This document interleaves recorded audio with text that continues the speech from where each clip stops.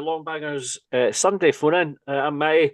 I'm feeling a little bit better than I was on Thursday anyway. So apologies for anybody who tuned in on Thursday expecting to see the phone in. It's happening tonight instead. So we'll look back at the defeat to Motherwell from last Saturday, which feels like ages ago. We had, I suppose, the Scotland game in between there as well. I don't know if it is what to talk about that at all. That seemed like a pretty big non-event, didn't it? Um, yeah, so we'll talk about that, and then we'll see what else comes up. So, Jack, I'll come to you first because you were first on this evening. You spent the day yesterday at the other Edinburgh Derby. How was that? Uh, wasn't the best. I mean, Meadowbank Stadium, I'm not a big fan of that stadium. It's the worst viewing if you ask me, but the weather wasn't good either, so that was terrible. Rain and hailstones. But apart from that, all right. Aye, How all was the right, game? aye. Aye, good, aye. I'd say Spartans were the better side, but referee was pretty poor. And what was the final score? 2-0 Edinburgh City. And this is your vlog as well, folk are looking Aye, at the Jack aye. C99 YouTube channel. They'll be able to see Yeah, your yeah, vlog there. Good yep. stuff. Okay, well, on to Hibernian matters. Last Saturday, a 2-1 defeat. What did you make of it? I mean, because me and my dad sit in the famous five, you can see everything, so I was a bit disappointed how the game turned out, but like they say, if David Gray warns the team what to do on set pieces, how can you go wrong on that? Well, I know. I mean, that was we were speaking about that just before we started. There was a question that had come in from Brunswick Bill on Twitter, who had asked basically Junior Hoyle had said post match that David Gray had said at halftime that the only way that Motherwell would beat us was from Yeah. set pieces, and that's what happened. So, in that case, Jack, if the managers told the players at halftime, would you say is to blame for that then? The players 100%. They've obviously not taken the information correctly and just not listened, in my opinion. If Yeah, Aye, I wouldn't blame the manager, not a chance. fair enough. And the one of the things that came up when we were talking about it last week was the starting lineup. So David Gray stuck with the same 11 that had started at Ibrox. Yeah, The question about it was that Gray had said sort of early in his time that he wouldn't be going to play this way no matter what. It's going to be horses for courses. And by playing the same lineup, does that sort of give you an idea that he thought Motherwell at home is the same type of game as Rangers away? What do you not think of re that? I disagree with that. I don't think Motherwell's the same team as Rangers. Like Motherwell are a team that are going to cause problems for Hibs. Seen it in the past, but I don't know. I'd say there should have been more changes rather than stick with the same team. What changes would you like to have seen, Jack, I would have dropped Campbell and Miller. in Like, favour of? well, I'd put instead of Campbell, I'd go with Levitt and Miller. I would have put on. Actually, I haven't got a clue who I'd put on instead of Miller, but I had it there, but it just disappeared. But no, I mean, I just didn't think Miller and Campbell have really got it that much nowadays. What did you think of the performance in general? I thought first half we looked all right, decent. Yeah, Second we half did. kind of fell away a bit. What did you make it? First half was all right, but the second half, that's when you started to see it go downwards, Uh, especially after the red card. But that was a soft, harsh way of saying it, but I wouldn't say that it was a red in my opinion, Nah, looking at it. what did you make of the first book? We had a bit of a debate about it. One of the WhatsApp groups I'm in through the week there. It was after the VAR report had come out. I don't know if you've ever read that the VAR report that comes out for No, not really, is it no. SFA? Excuse me, the SFA or the SPFL, whoever it is that publish it, and they go through the game by game, decision by decision, where VAR's either got involved or not got involved, and they say whether or not they think it was right. And Triantis's first booking for the dive, they all agreed that it wasn't a penalty kick and that VAR shouldn't have intervened, and they all agreed though that it was simulation, which I thought was harsh. I thought there was a bit like a Yeah, wee shove on Janice and a wee yeah, bit there of was a contact. I shove. don't think it was a foul, but I seen that for the famous five. Even me and my dad says that Triantes got shoved. So yeah, in my opinion, that's a penalty. I didn't think there was enough for it to be a penalty. Do you know, there's like there's football's a contact sport, Aye, and sometimes you get these yeah, wee like trying to sort of run into traffic as yeah, well. it's quite If you crazy like, how it works. but no arguments with his second booking, no Jack, no. I Or did mean, you think it was a soft one? I think it was soft for where I seen it angle wise, but I didn't think it was a red. Like, I disagree with booking Triantes on the first one, but second one, not even a red for a chance there. But I've seen red card offences, but that's not a red card. Yeah, and that the game sort of went for Hibs' grasp at that point, didn't it, Jack? Yeah, just started to, you could see what was going to happen next. Okay, John, I'll bring you in next. Thanks, Jack. What was your take on it all?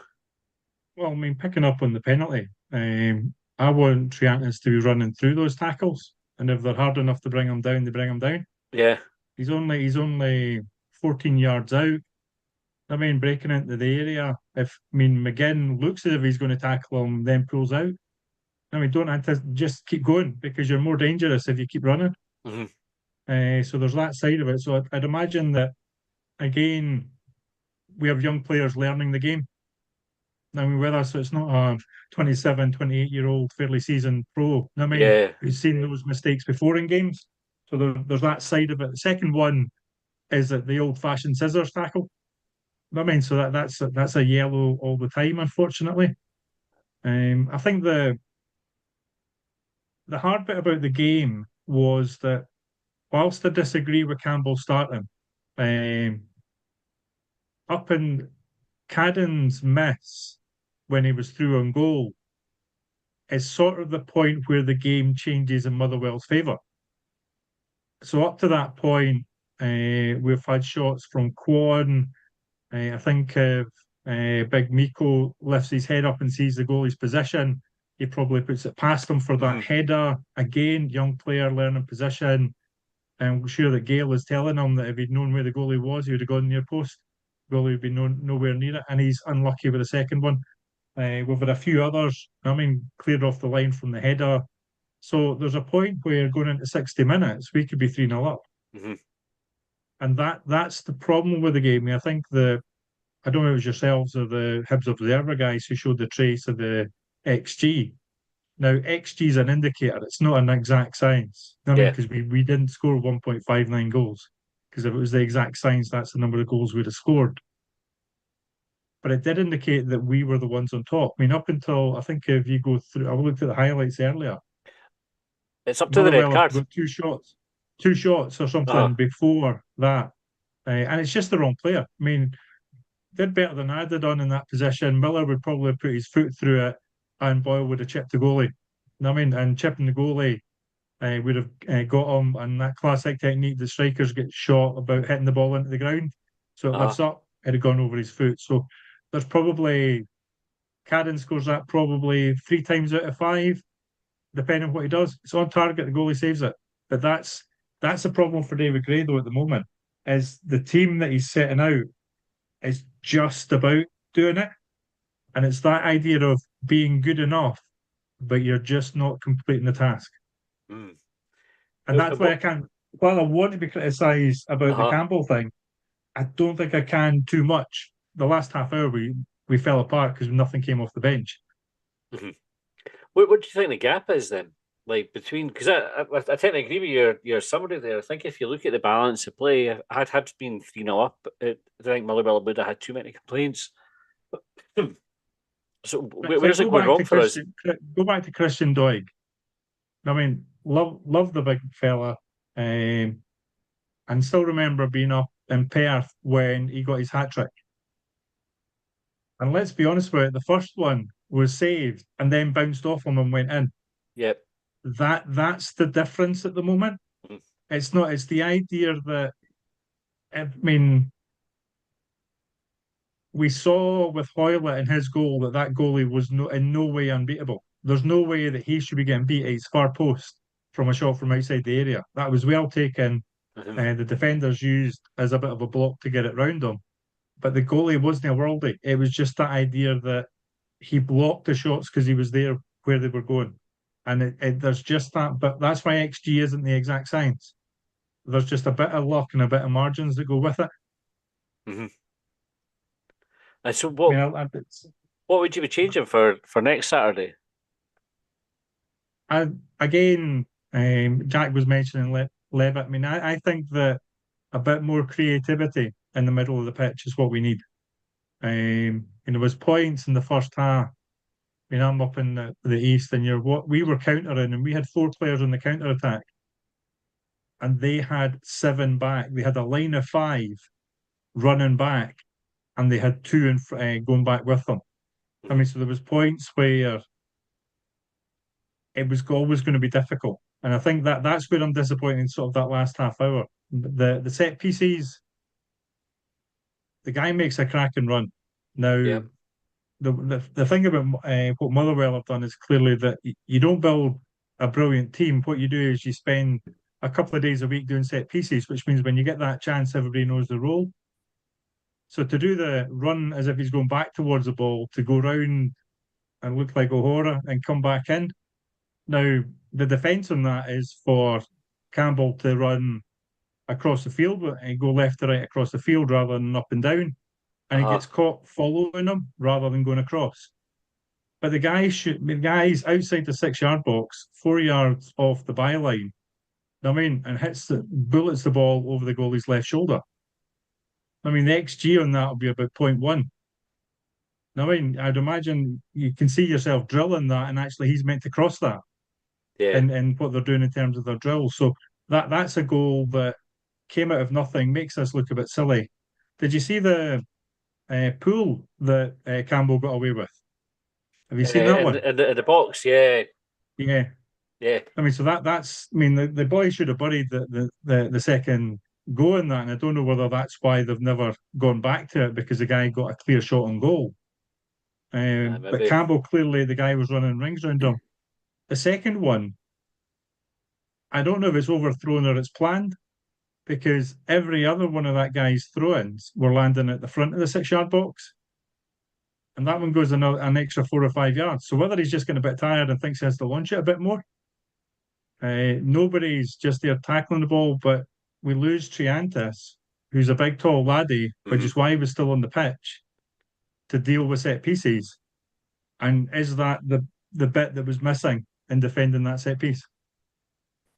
There's a good point about Triantis being out of the equation by that point, because I think most of the stuff that come into the box had sort of been headed away by Ekpiteta up to that point, but like between the centre halves and the goalkeeper, everybody was sort of posted missing for the second goal, and it was a poor one to lose.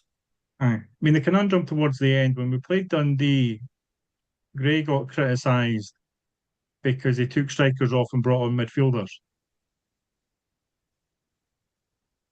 There, he brought on McCurdy rather than a midfielder.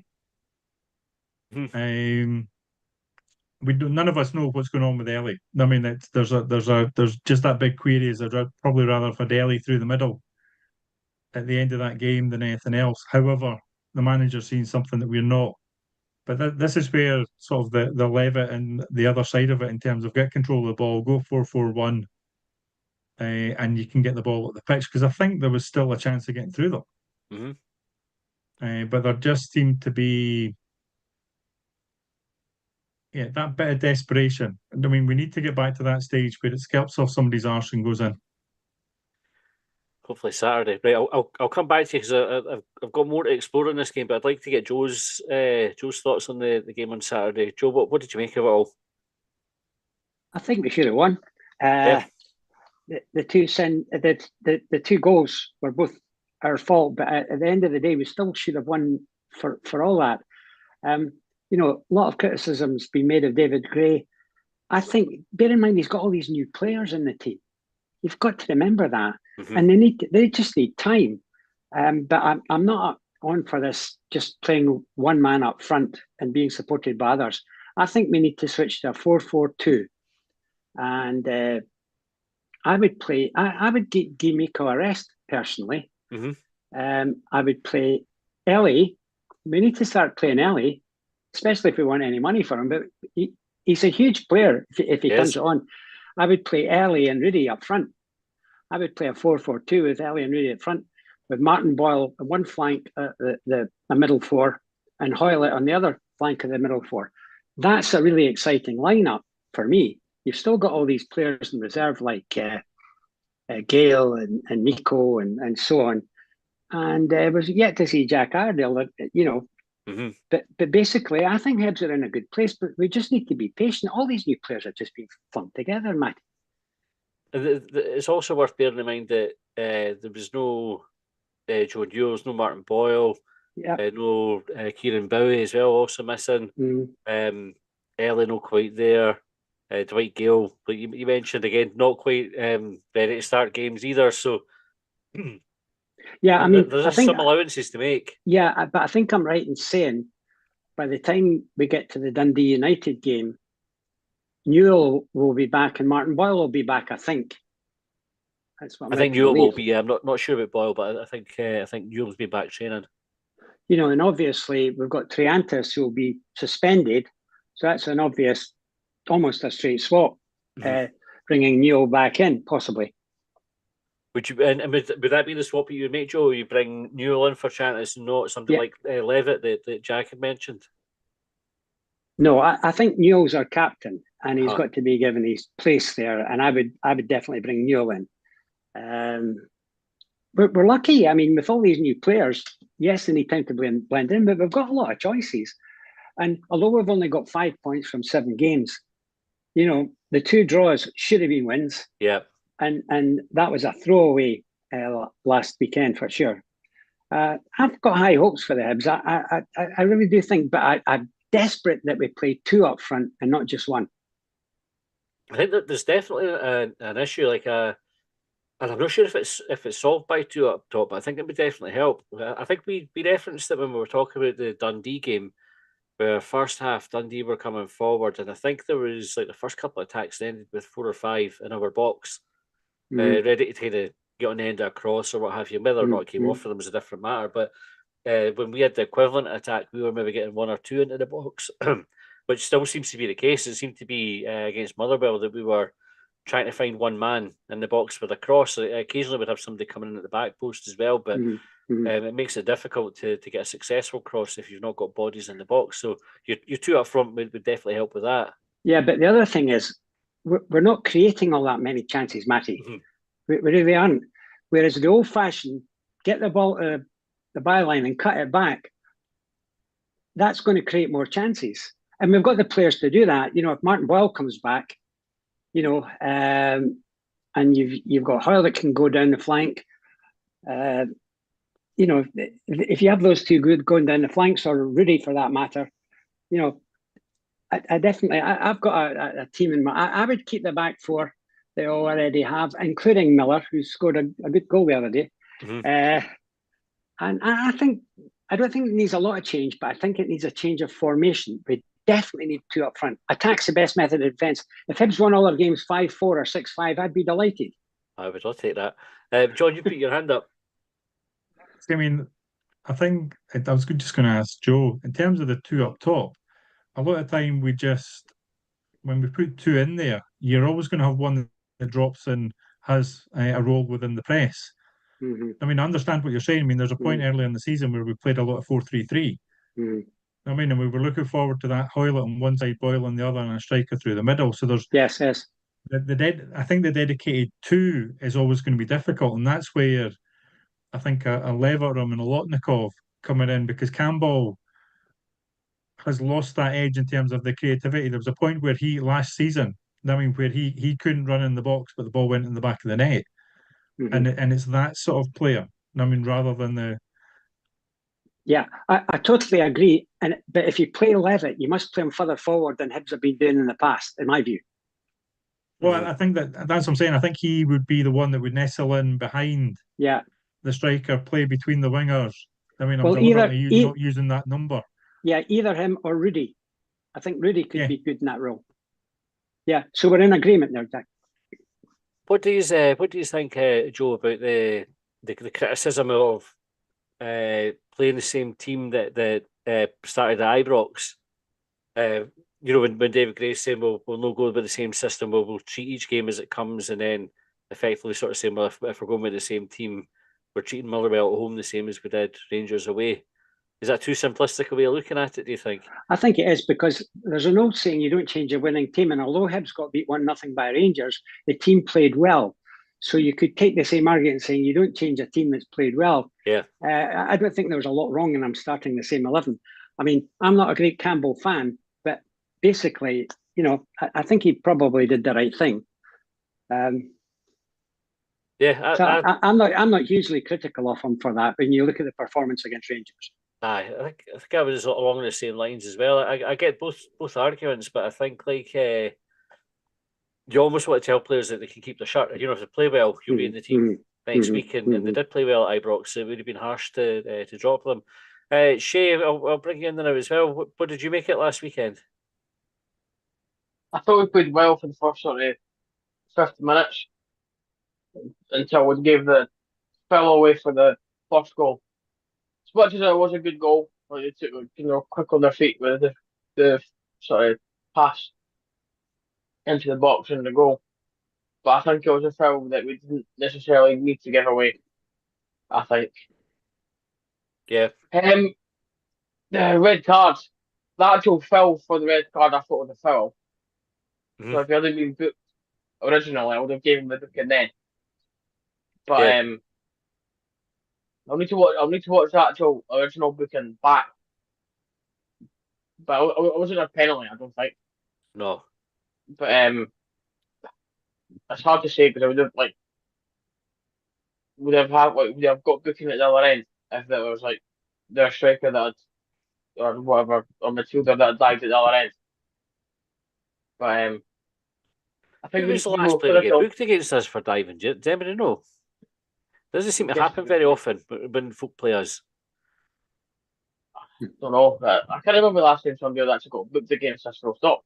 To be honestly, I'm quite bad at just when a foul goes, I'm just waiting for the second player or whatever to come up and no check if the referee's booked them. Yeah.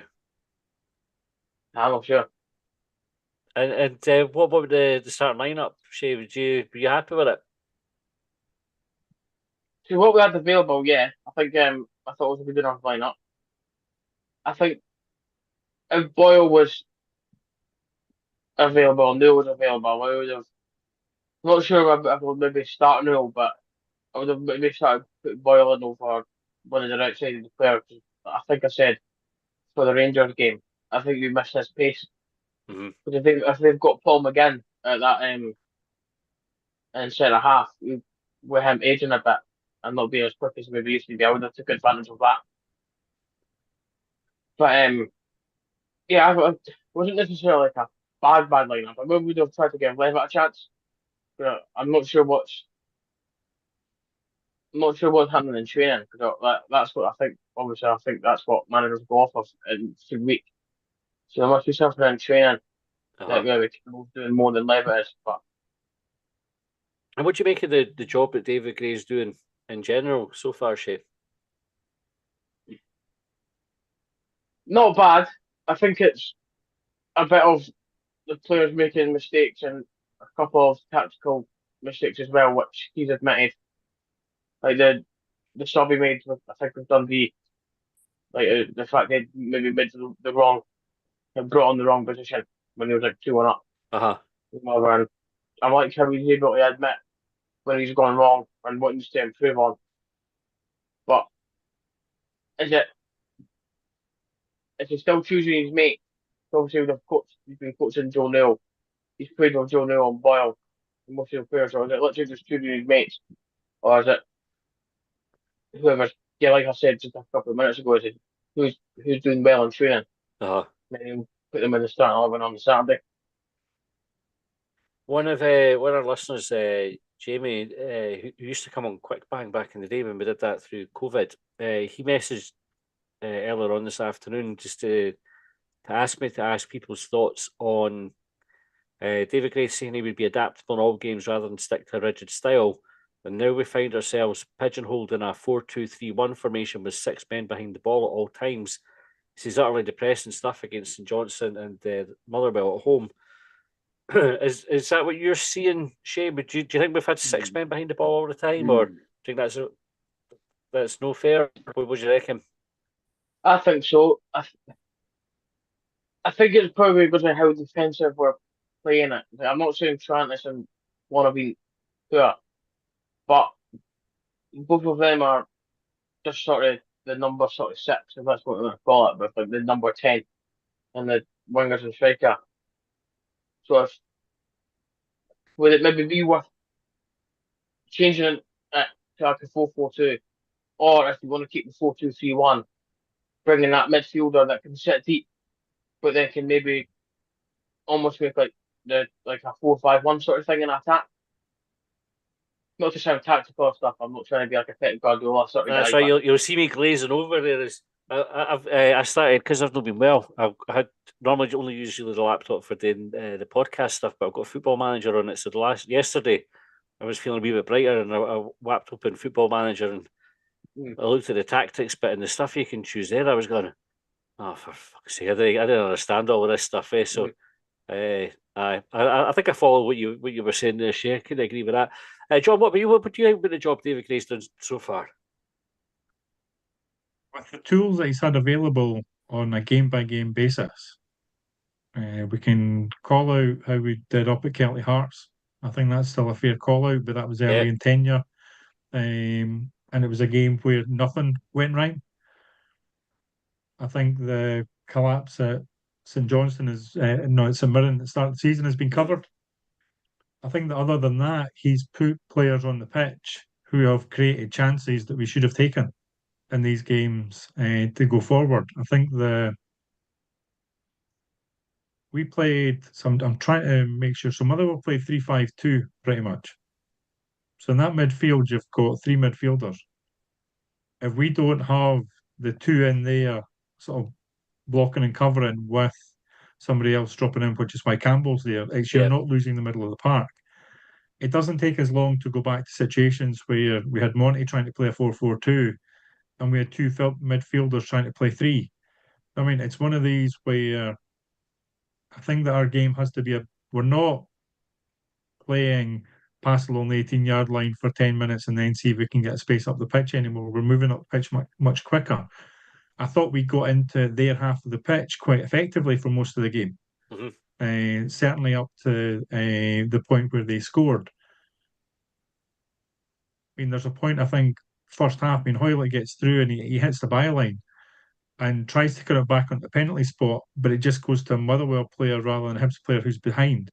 We've got the chance where I think Cadden has a shot from about 10 yards out that he puts over the bar. We're creating the chances and we're getting into the box. I think it's that we take the lead in that game, we then take control of it. But in the game against Motherwell and other games, he's not had that ability to play the 90. So the sub, I mean, whilst we've got McCurdy coming on as a sub, he's become the new Tavares. I mean, in the sense that if we're putting McCurdy on, then there's a weakness and there's not a young player that's not quite come through and is ready to take his boots, or we'll put that player out on loan. That's a problem that David Gray's got, is that all the tools aren't quite there. We've got planned operations for 2 players in terms of Newell and Boyle, in terms of the Rangers and Motherwell games. Both those players play some part in that game. The players that they replace, whether it be Triantis, whether it be Campbell, whether it be Miller, whatever, they play their part in the game and gives us a stronger 13 before we start bringing anybody else into it. So I think he's doing a good job. We had this discussion 5 weeks ago and we didn't think our defenders could defend. We're now at the stage where we're losing goals from set pieces rather than open play. And we're finding it's just another chink. I think that on the round, he's bringing the team together and he's trying to make it solid in the league. But we have to stop losing 2 goals. Sounds it still sits there, but in the round, yes. But let's see what he's doing in February. Joe, what about you? How would you assess David Gray's time so far? I think he's okay so far, but you've got to remember, you've got a defender that's the manager, and he's setting up his team in the defensive. This 4-2-3-1 that he persists in playing with. I don't think we're going to make any progress with that formation. You know, attack is the best method of defence. As I said earlier, I think if we go to a 4-4-2 and play more attack-minded, then I think, especially with, you've got to consider the players we've got available, Matty. Yeah. You know, I think with the players we've got available and one or two that are still to come through, I think playing a 4-4-2 is the way to go. I think David Gray's doing an okay job. With all these new players in, anyone needs a bit of time. Jack, same question to you. How would you assess David Gray so far? Oh, well, I'd have to agree with Joe. I agree with that. Like the formations and that, yeah, like you need to try and work on it. But David Gray needs time. If he doesn't get that, I'd be a bit disappointed because we can't keep sacking managers. It's just, it's not going to work. Agreed. If that happens, I'm sorry. I mean, I don't know where we're going to go if we see another one at the door. Like, I think it's just never going to get better. Was anybody surprised at the reaction to last Saturday's defeat? Because it was, it was like a sort of, I don't know, like it'd been pent up for a wee while, and like out of nowhere, like what did you all make of that reaction to it? Unfair, aye, definitely. I think it was one of those results. I mean, I put the tweet to you is that it felt like the kick in the balls.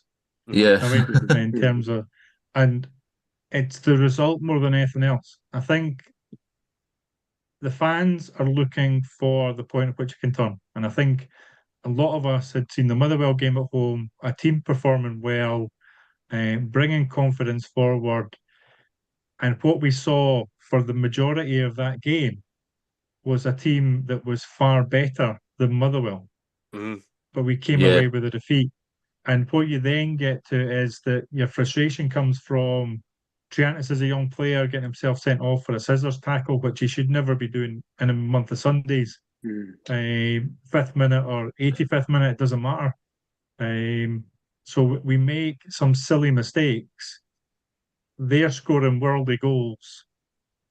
And that's where the problem comes. It's the result. It's not the performance. It's not the team that was set up. It's not how everybody plays. Agreed. It's just the idea we're sitting watching it going, how the fuck did that happen again? That we came into this on the back, ready to support the club. The club, everything's going well. Half time, yeah, we weren't brilliant, but we had the better chances. If it goes past, there's easily a 2-0 up there.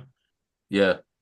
And it just doesn't happen. And I think that's the problem. I think it's the deflation that comes after the expectation the fans have built, because we know that we're capable of better. Yeah. I think it's a really good observation. I had a big think about it after the game. So I was scunnered after it.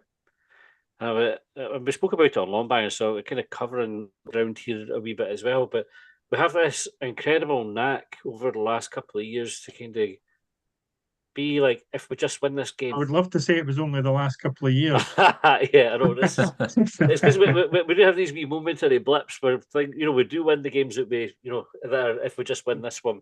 13 weeks under Lennon, a Scottish Cup run. Yeah. I mean, we third jumped place under Jack Ross when we couldn't go and watch everything in between. But if you go back to last season, and we were getting to Christmas time, we were ahead of Hearts, and you're looking at, I think we had the couple of derbies. If we'd come through then, I think we would have been laughing. And then we had an easy, in inverted commas, easy run of games to kind of secure or put us in the running for top 4. And then we didn't win those, and then it was like 5th. If we win the next one, we'll get 5th. And then if we just beat, I can't remember who it was. We were up against somebody crappy for a top 6.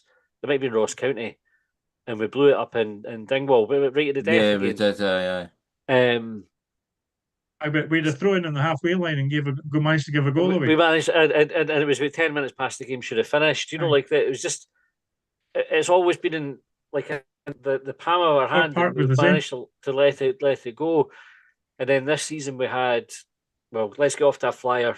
We'll go to Paisley, and then we lose that 1-3-0. You have your double header against Celtic, which everybody expected us to lose. So you're looking at the Dundee game as being, right, that's when our season properly starts. And then we didn't win that one. Then we go to Kilmarnock and we give away the late penalty. We do beat St Johnstone, which was good, and that got Craig Levein sacked. So there's like two positives for that one. But then we don't expect anything for Rangers, but that's actually, everybody was quite positive after that defeat, I think, about how we played. Mm-hmm. And so you're thinking, like, Motherwell, it's another chance for us to kick on, and we just seem to keep missing these chances over and over and over again. And I would love to know how you fix that. I don't know, does anybody have any ideas of what needs to happen to buck that trend? We didn't play that badly against Motherwell, No, we didn't. You're right. We didn't play that badly. We gave away 2 shitey goals, but we didn't play that badly against Motherwell. There's no question. We just need to persevere. This team are a new bunch of guys together, by and large. They need time, and we need to be patient as Hibs fans. This is where Hoylett and Gale at the top of the pitch, where Abita, O'Hora at the back. I mean, Newell in the midfield. Boyle, whether he's just going to do a bit of the cheeky chappy, keeping folks' spirits up and stuff like this. That's where the senior players, and that comes to it. It's where having Molotnikov in it, who's just got a bit of the 18-year-old, I'm not scared of anything, mate. Type. And what you're going to do is you've got to capture that. Now, I think that rightly we never see what's going on day in, day out. I think that I would expect them to be an honest enough squad to be having a good look at themselves. I mean, to be saying a long throw that travels into the 6-yard box and nobody headers it and the boy can side foot it for a foot off the ground isn't good enough. And you can all look at whoever's doing the job you want. But O'Hara, since you were 10-year-old, you were told to header the ball, weren't you? I mean, it's that sort of stuff. Turn around saying, well, if you've got a player that goes deep, you've got to accept that he's just trying to run around the player. So you didn't follow him, you go to the side. I mean, it's the thinking stuff that they've got to get back. And part of that is they need to be relaxed to do it. I mean, if they are under, the more pressure they are under, the more stress they feel during games, the more anxiety there is, the poorer decisions they will make. I mean, because they will make the most defensive decision. That's why whenever we've played and we've got a goal in that first half, I mean, St Johnstone was a good example. Never really worried us at all for the whole game, but getting that goal just before half time just settled everything. I mean, getting the goal back against Dundee before half time just settled everything. And I think there is probably a huge desire in that squad to do really, really well. I mean, for Gray themselves, the fans, the club, everything. So I don't think that there's a lack of endeavour. I don't think there's a lack of expectation within themselves. I just think it's the idea that it's that footballing idea. Something just goes to you. We rub of the green, and you just do it. And as fans, the hardest thing that we've got to do is, if we're pissed off, say it after the whistle blows at the end of the game. You know what I mean? Up to the end, just leave it if you can. Yeah. What about you, Joe? What do you think? I mean, you mentioned time. I totally agree with what's just been said, and I really do think we need to give that team a chance and show confidence in them. Fair enough, 1 or 2 changes, and as I said, a slight change in formation. But this team needs time, and we've got to show the faith as Hibbies and just support them the best we can, and support David Gray, who's, let's be honest, a newbie as a manager with a full-flung manager role. I think we've got the hallmarks of a really good team here, but we just need to be a bit patient and give them time to gel. Shay, if you're David Gray, how would you go about trying to fix it to get the team into the sort of managing to get these results over the line rather than falling short? I'm not sure. To be honest, I never really gave that a thought. To be honest, like in the game, obviously I've done this, like pass it wide or whatever, that cross in earlier. But when it actually comes down to management, I'm totally like clueless. Like, I play Football Manager awards, right, and I kind of how I want to set up, but when it comes to actually doing it in real life, I'm like, what do I do here? Do you get the sense that the team's nearly there? Like, do we feel like a team that's maybe just not getting the rub of the green, and when we start getting it, we'll be all right? Aye, so you showed that against St Johnstone. It wasn't like an outstanding performance, but we can sort of play the team, and Rangers played well. So we could how well we can play. Because I think we need to be more clinical in front of goal. Even just like that, even like extra pass or like the extra shot outside of the box. I know Claude's been doing it recently. It seems like it's getting closer and closer to going in. But just be that slightly bit more attacking. If you look at like Lennon's squad from like 2017-18, like we were in the split. We drew 5-5 with Rangers and 5-3 with Kelly at home, and they were like, we were out getting like shooting goals, but we're on that extra sort of yard to go score at the other end to outscore the team. So I think it was you, Joe, that said that you don't mind winning like 6-5 or whatever, which I agree. So I wouldn't mind that every like other week if we set a 6-5 or I go beating somebody by like one goal, but it's like 3-2 or just try and score a wee bit more and like I'll get a bit less fear. But I think that confidence will come soon once we start building up a wee bit of momentum and start winning. I think the fear bit you mentioned there, Shay's quite key, isn't it? It's like playing without fear and playing with the confidence. Jack, what about you? How far away do you think we are from gelling and showing ourselves to be a really good team? I'm not sure. I think we'll get there eventually, but it's just how we go about it. Because, I mean, you're looking at the fixtures ahead. How do we go into the games formation-wise and what we can think of towards that? And what do you think? Like how I mean, what do you think needs to change for us to turn us into that good team, other than scoring goals? a few changes, and we need to be more clinical in front of goal because that's something we're lacking at the minute as well. Need to defend better on set pieces against oppositions. Do you ever think we're in a bit of a false position in the league just now? Or do you think where we're sitting is about right for where we are in David Gray's time? What do you think? I don't know. I think the challenge with the league is that you've got there's a whole load of. I mean, Aberdeen have shown what you should do. I mean, just beat the teams round about you. I mean, and when you come to Rangers and Celtic, let those games take care of themselves, but taking them as the exception. Everybody else is much of a muchness. That Motherwell team that we played off the park for an hour, our fourth top of the league. I mean, we have 3 times our budget. I mean, so we probably should have to have that in the back of our heads. I mean, when we sit and have our moans. So we have 3 times our budget and they only play for a third of the game, but they still manage to beat us. That's the thing with this league. It's really, really tight. Which is why now's not the time to chop and change. Other than 2 or 3 adjustments, we've got to give this team time. But what I want to ask is, why is Levitt not getting a kick at the ball? Not really. And what's really wrong with Elie, Youan? Those 2 could be key players for us. There's something behind the scenes, or maybe just David Gray doesn't fancy them. Who knows?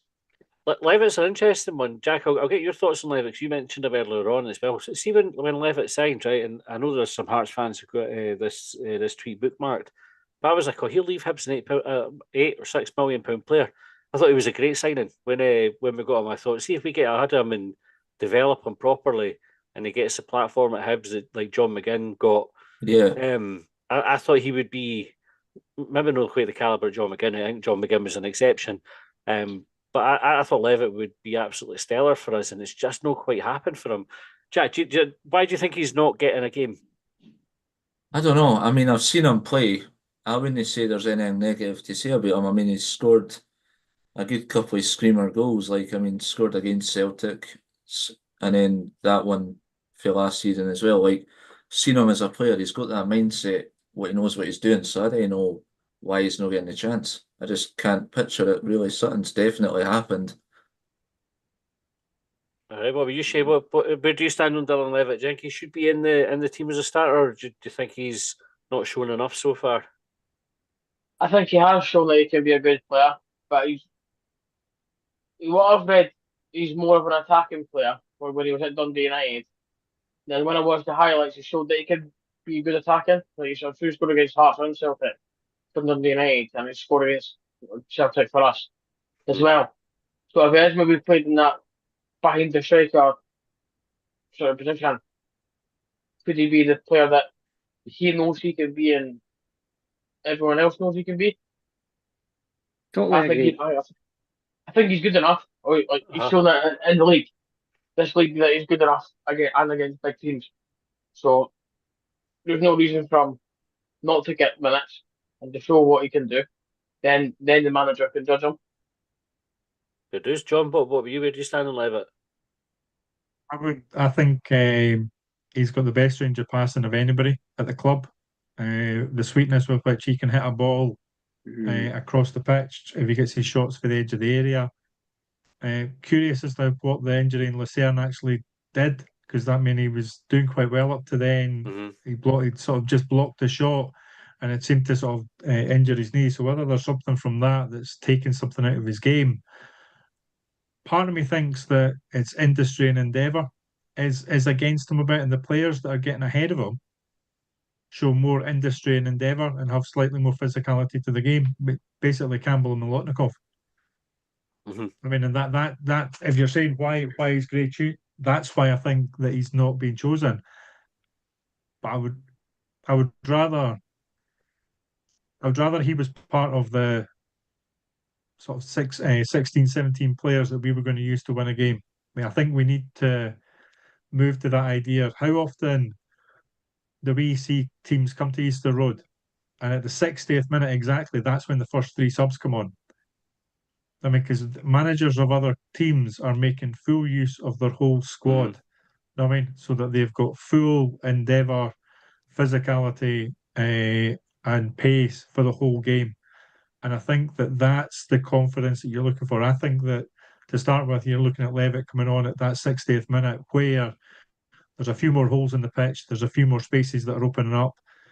If you bring him on with a Boyle or a Hoylett or an Elie, you know what I mean? Because all three of those can't play, I mean, then you're opening up that space behind. And I think that's where Levitt to start with has to come in. I would have him ahead of the other two, but you just have to read the room in terms of how David Gray's picking his side. Yeah. Joe, I don't know if you were about to come in there. Yeah, I was actually. You know, we were all disappointed when we never got Luke McCowan.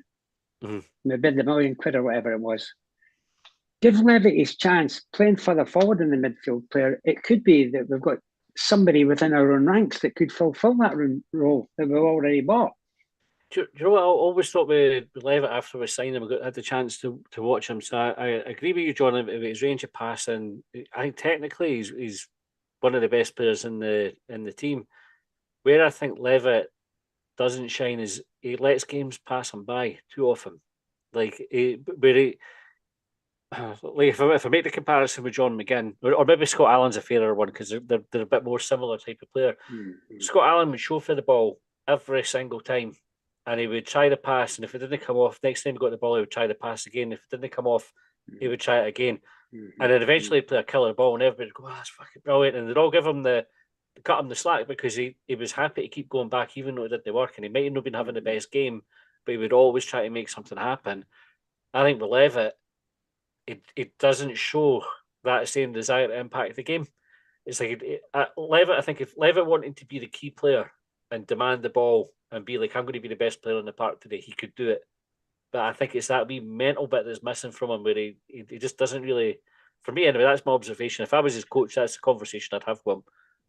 But maybe you're forgetting the fact that he's been told to play a defensive midfield role and he's playing to orders.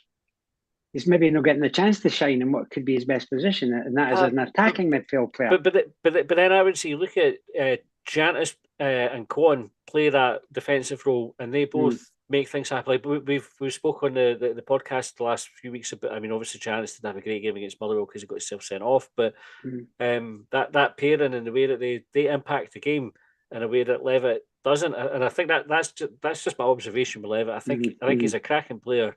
And if he could get that wee switch in his head to go, do you know what, I could be the main man here, I think he would be terrific. And I think he would almost make himself undroppable. Agreed. John, were you going to say something? You look like you were about to come in. I think it's just that whole idea where the stability that's required in the league. I don't think that. I mean, I think you're right. That idea, whether he's not influencing the game's passing him by. There's not enough physicality and mobility. I was trying to think whether he was more of a McGeoch than a Scott Allen in the sense that he was a bit more industrious. But he doesn't seem to have the injury record, which is quite nice. But I think that I still go back to that 16. And what I was trying to work out is you're only going to play Miller or Cadden at right back if you've got Boyle at right wing. So one of them's coming on as a sub. To give you pace going down. And here's hoping that Miller, having got his international goal, whilst being away. I can't see him starting at the weekend. I know it's Sunday. Is it Sunday that we play? I can't remember. Don't know what's on the ticket. But we're paying Saturday or Sunday up at United. But Saturday. Aye, it's just because I was checking train times earlier on for the Saturday. Now you mentioned it was a Sunday. I was like, but Australia are playing Japan on Tuesday. So you can't imagine that Miller's going to get back in time to be starting. So you're expecting Cadden. So we have to be hoping that Boyle's ready. Or Youan comes back in again. So I'd like to see Elie as one of the impact subs at the moment because he's down there. I'd like to see you've got potential that Campbell's there, Molotnikov, you've got Levitt, you've got Joe Newell. Because I think Triantis and Kwon are going to be two that you choose. But you're looking at 5 or 6 midfielders there that you've only got 3 starting. So you've got that ability to sort of change. That's when I think that we've got to up our game. Motherwell didn't get poorer as that game went on. Yeah. I've got Motherwell. I follow Motherwell on sort of different sort of platforms and stuff because I think it's a club with a fairly decent moral compass. And I listened to Andy Halliday's post-match. And in fairness, he was quite content with the amount of abuse that he gets because he says he expects it at certain grounds, but he'll give it back when he can. But he talked about them being out of the game in the first half, everything going down the wings, not chasing down Hibs enough and all this sort of stuff. I think we were simply better. And he talked about getting in about us in the second half and taking over. But that didn't happen until the subs started coming through and they continued on. So if you were to say to me, what do we need to do to push on and be successful? We have to become a 16-player team rather than an 11. Yeah, it makes sense. Joe, you asked about Elie, didn't you? You had like a two-question thing. So what was it? Remind me your question. Just what's going on? Was it? Hugely talented £2 million player. Now, okay, he had a crap game the first time he came on. What's going on there? Is there something going on in the background? Because he should be in the team. Shay, I'll bring him. What do you think of the Elie Youan situation, Shay? Do you think there's a way back for him? Aye. I think it's been tough for him the last 3 months with his injury, then it's just on social media. But he has shown that he can be a good player. I just think it's just needs to show that wee bit more effort. I think he's very like a ball to feet player instead of like a feet to ball. So instead of him to come closer for the pass, then driving towards the defender, he's more like run. Then the ball plays to him. So if you're able to change his game that way, where you can receive the ball from deeper, then maybe do the 1-2, then run. I'm kind of getting into the tactical stuff. I'm very I'm bad for doing it, but no, you're all right. What about the fans role in it as well? Because I think Elie feels like he's on a very short leash with the support, and that there's very little room for him to make a mistake before folk get on his back. Now, go back to what I was saying about Scotty Allen, who got because the fans loved him. Scotty Allen could pretty much play murder for 8 to 9 out of the 90 minutes, and he plays one world day a pass, and everybody talks about what a great game he had. Whereas Elie Youan makes that first mistake, and everybody's slaughtering him and telling him he's not working hard enough. Do you think there's a role for the fans there to kind of go and support him rather than criticising him? I think we could. I think we could. I'm big on supporting every player as much as we can, but I am guilty for criticising them. But at the same time, if they went and done something well, I'll praise as quick as I can. Yeah. But I think because we've got every club got its Arsenal sort of thing, but it's just support. I think we just need to support the club, and but him and the select other three players need that extra just to show we're actually worth maybe like the Celtic wanted at the club. Definitely feels like he's a player that wants to feel wanted. Jack, what about you? Where do you see the future lying for Elie Youan with Hibs? Well, I think he'll come back as a good player. I mean, he's been a good player for us. There's nothing negative to say about him. I mean, I like him as a player. He's a nice player. I've met him. Nice person to chat to as well. Good. And John, what about you? I think the really tough answer is he's got to convince his head coach rather than the fans. It's I love him to bits. Hopefully, I've defended him as much as I can on here. I think he's a brilliant player. I've talked about Lucerne in the past, being there with him sort of muscling the defender off the ball to get in and cut it back for Boyle right in front of us. I mean, memories that will stay with us forever. I mean, the cut back to Boyle in that derby. I mean, the 2 goals in 2 minutes at Tiny, and we thought he's going to get another one. I mean, there are so many things about him that are a Hibs player. But the person he is not getting on the pitch ahead of Harry McCurdy at the moment, which means that he hasn't convinced the head coach. That's so. At the moment, I'm sitting back and I can't say that I've got confidence. I can't, on one point, say I've got confidence in Gray. He's the manager to take us forward. He's going to choose the team, and then say, well, actually, I'm not going to double think you here. If this is the way that you think that you're going to manage Elie and you're going to bring him back and get the best out of him, and then I'm going to give you the chance to do it. I mean, hopefully Elie takes the chance and does what's needed, because there's a great player that we'd all like to see back in the pitch. Definitely. Okay, well, I think that's a good point for us to wrap up, because I think I overestimated how easy this would be on my voice, and I was struggling now. So thanks everybody for coming on. Thanks for tuning in. We will be back with extra time on Monday if we can find a topic for it. So if there's anything in particular that you'd like us to talk about, do tweet us and we'll pick that up on extra time. And we'll be back on Thursday with another 4-in. So we'll not have a game to talk about it, but I'd love to see you all back there for that. If you are available on Thursday night, please do come back on. And we'll look ahead to the game next weekend. Right, thanks very much, folks. And we will